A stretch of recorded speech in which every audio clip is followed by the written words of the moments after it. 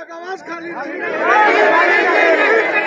कर्मचारियों का आवाज खाली नहीं होगा। नमस्कार, मेरा नाम सूरज है और आप 7 PM बिहार देख रहे हैं। राज्य में नई सरकार के गठन होने के बाद लगातार जो है अतिक्रमण हटाओ अभियान राज्य सरकार के द्वारा चलाई जा रही है। अब इसी क्रम में हमारी मौजूदगी बिहटा में है और हम आपको दिखा दें कि बिहटा का एक चीनी मिल है जो कि आज किसी चीनी मिल यहाँ बंद हो गया है और आज किसी प्राइवेट कंपनी को ड्राई पोर्ट के लिए और कई कंपनियों को दिया गया है। यहाँ पे जो हमारे पीछे का जो भीड़ देख रहे हैं, ये यहाँ पे जो कर्मचारी थे पहले चीनी मिल के, उनके ही परिवार हैं जो यहाँ क्वार्टर में रहते हैं। लेकिन आज इन्हें 12 फरवरी को खाली करने का आदेश दिया गया था कि आज अगर आप खाली नहीं करेंगे तो बुलडोजर से जो है तोड़ दिया जाएगा। अब इनकी मांग है कि हमारा जो बकाया वेतन है उस वेतन की सरकार भुगतान कर दे या फिर जो है हमें रहने दे। लेकिन सरकार ये कह रही है कि आप लोग अवैध रूप से हैं। क्या मसला है? यहाँ के जो लोग हैं जो धरना पर बैठे हुए हैं, कुछ यहाँ के सामाजिक लोग हैं, हम उनसे बात करेंगे। कुछ जी, क्या मसला है? यहाँ के जो किसान थे वो ज़मीन दिए थे चीनी मिल चलाने के लिए, ठीक है, कि अगल बगल ईख होगा, लोग को रोज़गार मिलेगा, रोज़गार के पर्पस दिए थे। जब चीनी मिल आप बंद कर दिए और जो यहाँ पर जो लोग कर्मचारी थे उसका पेमेंट आप लोग नहीं दे रहे हैं, वर्षों से पूरा जीवन नौकरी कर दिया, मात्र उसको 37,213 रुपया दिए हैं, तो उसको पैसा दीजिए और चीनी मिल चालू कीजिए। और विदेशी कंपनी लोग आ गया है, ये लोग विदेशी सोच वाले लोग यहाँ पर आके जो ड्राई पोर्ट बनाए पेस्टाइन वाले लोग, इन लोग को खाली कीजिए और चीनी मिल बैठाइए और जितने पुराने वर्कर थे उनके बाल बच्चों को रोज़गार की सुविधा दें। और जो क्वार्टर उनको अलॉट था चीनी मिल की तरफ से, क्वार्टर जो अलॉट था वो क्वार्टर अब आप कह रहे हैं कि अवैध है।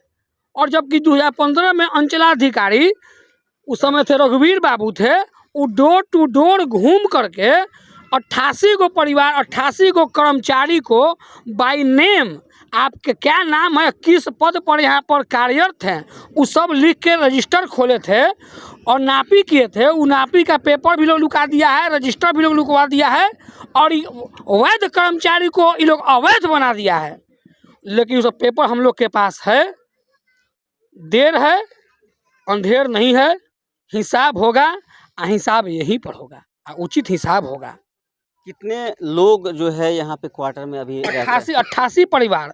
बिचला अंचलाधिकारी के रजिस्टर 2015 के सर्वे के अनुसार 88 परिवार वैध रूप से, जिसको चीनी मिल ने क्वार्टर अलॉट कराया था, वो रह रहा है। लेकिन सरकार के कुछ आलाधिकारी कहते हैं कि यहाँ पे जो कर्मचारी थे वो लोग अब नहीं हैं, जो भी लोग हैं वो अवैध रूप से रहने वाले लोग हैं। आके पेपर देखिएगा ना, कोर्ट में आपको बात होगा ये सब बात। पेपर देखिए, 2013 में ये लोग कुछ चाचा लोग रिटायर किए हैं, 2013 में इनको क्वार्टर मिला है, सॉरी 2008 में। क्या नाम हुआ आपका? जितेंद्र शर्मा। अच्छा, कब हुआ था वो क्वार्टर अलॉट? 2008 में हमको प्रतिनियुक्ति किया गया था। यहाँ रिटायर में हम 9 में हुए हैं। यहाँ से चीनी मिल 90-91 में बंद हुआ। उसके बाद 6 में फिर हमको प्रतिनियुक्ति करके सचिवालय भेजा गया। वहाँ GM के बॉडीगार्ड में और GM कमिश्नर के चार्ज लिए हुए थे। मुकेश वर्मा, दिनेश वर्मा, बिरगुनाथ उपाध्याय कमिश्नर थे। वहाँ हम 3 साल उनके साथ रहे हैं और हमको 2008 में क्वार्टर अलॉट हुआ है। हमारा कागज़ जो है सो हम दिए हैं और हमको मात्र इतना दिन 35 साल के नौकरी में 37,193 रुपया पेमेंट हुआ है। अभी तक हमारा सारा पैसा बाकी है, ग्रेच्युटी बाकी है, वेतन बाकी है और बोनस बाकी है, PF बाकी है, पेंशन नहीं हुआ है। हम लोग भूखे मर रहे हैं। और हमारा जब वही पदाधिकारी अलॉट करके क्वार्टर दिया है, क्वार्टर ढह रहा था, तो हमको कहीं कि ढह रहा है क्वार्टर, हम कहें कि सर हम मरम्मत 10,000 रुपया लगा करके हम मरम्मत उस समय करवाए, क्वार्टर रह रहे हैं। और अवैध कैसे हो गए? आपके पदाधिकारी लिख के दिया है 2008 में, जो कागज़ मेरे पास मौजूद है। बैंक में आप जिन रुपया भेजा है 37,192 रुपया, उसका बैंक का स्टेटमेंट मेरे पास है। सारा कागजात तो हम आपको दे रहे हैं, देखिए, चेक कीजिए। बंद करो। क्या मांग है आप लोग का? हम लोग का मांग है कि जो पैसा बकाया है वो दिया जाए और बच्चे सबके दिया जाए, चीनी मिल खोला जाए, ताकि बाल बच्चा के आगे का भविष्य बने। हम लोग का भविष्य एकदम अंधकार में है सर। प्राइवेट किसी तरह हम लोग जी खा रहे हैं, तो ये किस तरह हम लोग खाली कर दें। सर क्या मांग करते हैं सरकार से? क्या मांग करते हैं? मांग करते हैं कि मेरा जो पैसा बाकी है, पीएफ भी है, थोड़ा तनख्वाह भी है, वो हमको मिल जाए। और कल का रेट में नहीं, हमको आज के डेट वाला पैसा चाहिए, क्या कि कल कम पैसा था। यदि यही पैसा हमको 2007 में मिल जाता तो हम 30-40 हजार जमीन लेके घर बना लेते, उसमें भाग जाते। मगर आज यदि वो पैसा मिल रहा है तो आज 40-50 लाख जमीन हो गया, जहाँ 1000 था। वो हमको पैसा मिलेगा, हम छोड़ देंगे, या नहीं तो हमको कुछ जमीन सरकार अलाउट सुधा देगी। क्या मांग करते हैं चाची? हाँ, हमारा अमदी तो मर गइलन, अभी ड्यूटी रहन। ओकरा बाल में छोटे छोटे बच्चा रहन जा, एगो 15 साल के, एगो 10 साल के, एगो 7 साल के।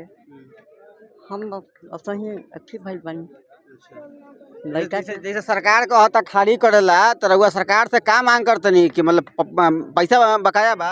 हाँ, बकाया नहीं थे। अच्छा, तो वो पैसा मिलला के बाद रउआ खाली कर दे? कैसे खाली कर दे? हमारे लड़का का में नौकरी चाहिए। अच्छा, हाँ। क्या मांग है सर आप लोग का?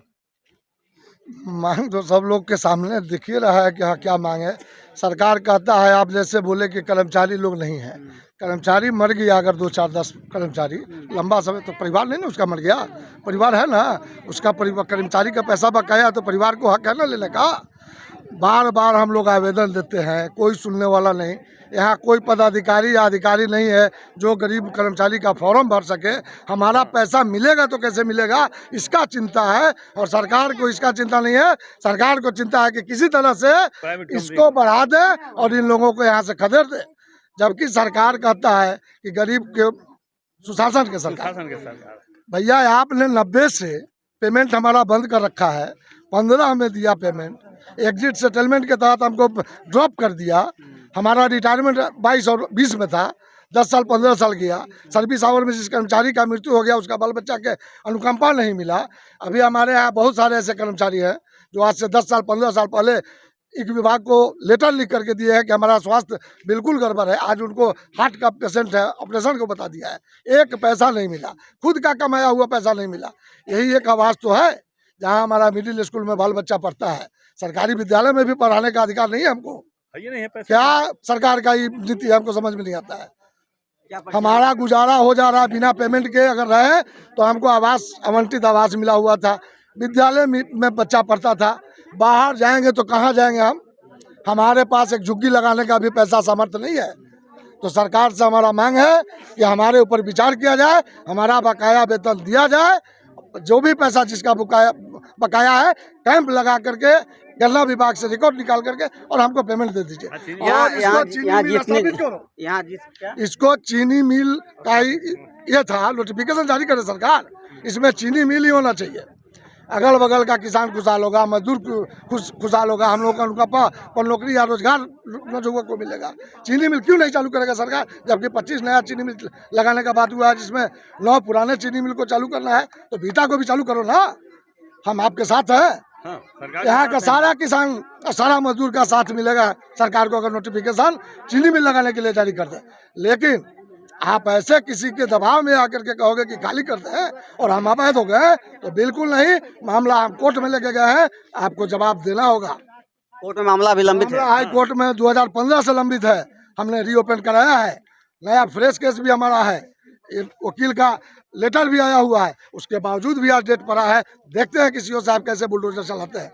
सारे लोग जेसीबी के नीचे सो करके और जान दे देंगे, आवाज खाली नहीं करेंगे जब तक पेमेंट बकाया नहीं मिलेगा। चीनी मिल जब चालू करें तो हम लोग साथ देंगे। उमेश कुमार सिंह, एक सामाजिक कार्यकर्ता, हमारे पिताजी एम्प्लॉय थे इसमें, हम कर्मचारी का परिवार है, बाल बच्चा है। तो क्या अभी यहाँ के कर्मचारी थे? जी, हम गार्ड में थे। गार्ड में थे? हाँ। कब से पेमेंट बकाया है?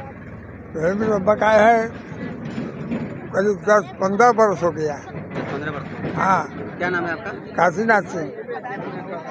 तो देखिए, यहाँ जो भी वो लोग हैं, ये यहाँ के चीनी मिल के मजदूर थे और इन मजदूरों को जो चीनी मिल थी उस समय इनका आवंटित किया हुआ क्वार्टर था, लेकिन अब सरकार कह रही है कि ये अवैध रूप से हैं और इन्हें जो है खाली करने के लिए आज अंतिम नोटिस भी आया हुआ था। हालांकि ये मामला पटना उच्च न्यायालय में लंबित है। करते हैं पढ़ाई करते हैं 10 क्लास में, इस बार मैट्रिक का एग्जाम है। अगर खाली करा देगा तो हम लोग एग्जाम कहाँ से देंगे? पढ़ाई लिखाई कहाँ से होगा? अच्छा, हाँ, सरकार से क्या मांग करते हैं? क्या हम लोग को रहने दीजिए, हम लोग पढ़ाई लिखाई कहाँ जाएगा? फिर हम लोग का भविष्य खराब होगा। क्या नाम है? विशाल कुमार। क्या नाम है बाबू? प्रतीक राज। अच्छा, पढ़ाई करते हैं? Yes sir. किस क्लास में? 9th में। 9th में। हाँ। क्या मसला है? सरकार से क्या बताइए, मांग करेंगे? यहाँ पे सब बहुत पहले ही से रहता है और रहने नहीं देना चाहता है। यहाँ पे लेटर दे चिपका दिया है सबके पास, कह रहा है कि अब तुम लोग खाली करो। हम लोग बहुत पहले से रहते हैं, हम लोग के सारे जितने आदमी रहते हैं सारे के परिवार काम उम करते थे और यहाँ पे पढ़ाई लिखाई हम लोग करना चाहते हैं और बोल रहे हैं कि अब खाली करो। बताइए तो क्या सरकार से क्या अब हम लोग कहाँ जाए? अब हम लोग रोड पे हैं। बताइए सरकार से क्या मांग रखते हैं? हमारा मांग है कि हम लोग को कहीं रहने दीजिए, कहीं आवास दीजिए या फिर कहीं भी रहने दीजिए। इन छोटे छोटे मासूम बच्चों के चेहरे को देखा जाए, अगर इन्हें आज सरकार उजाड़ देती है, इनका जो पढ़ाई है उसमें कहीं बाधा होता है, तो कहीं ना कहीं ये बच्चे जो है आगे चलकर किसी न किसी गलत रास्ते की तरफ रास्ता भटक जाते हैं, क्योंकि कहते हैं कि पापी पेट जो न करावे। अब सरकार को इस पे फैसला लेने की ज़रूरत है कि आखिर जो ये गरीब मजदूर हैं इनके लिए कोई अगर इन सरकार को अगर यहाँ कुछ विकास करना चाहती है तो भी ये उनके साथ हैं, लेकिन सरकार को इनका विकल्प देना होगा इन बच्चों के लिए, इनके बच्चों के भविष्य के लिए, क्योंकि काफ़ी संख्या में बच्चे यहाँ पे खड़े हैं। आप इन बच्चों के भविष्य के लिए सरकार को सोचना पड़ेगा, क्योंकि सरकार जब चुनाव आती है सरकार युवाओं की बात करती है, सरकार गरीबों की बात करती है, सरकार रोजगार की बात करती है, सरकार गरीबों को बसाने की बात करती है, लेकिन जब चुनाव खत्म हो जाते हैं तो यही सरकार जो है अतिक्रमण के नाम पे मजदूर गरीब लोगों को उजाड़ने का काम करती है। जैसा कि आप पूरे बिहार भर में देखेंगे कि अतिक्रमण हटाओ अभियान चलाए जा रहे हैं और अधिकांश जो इसके शिकार हो रहे हैं कहीं ना कहीं मजदूर और गरीब वर्ग के लोग ही हो रहे हैं।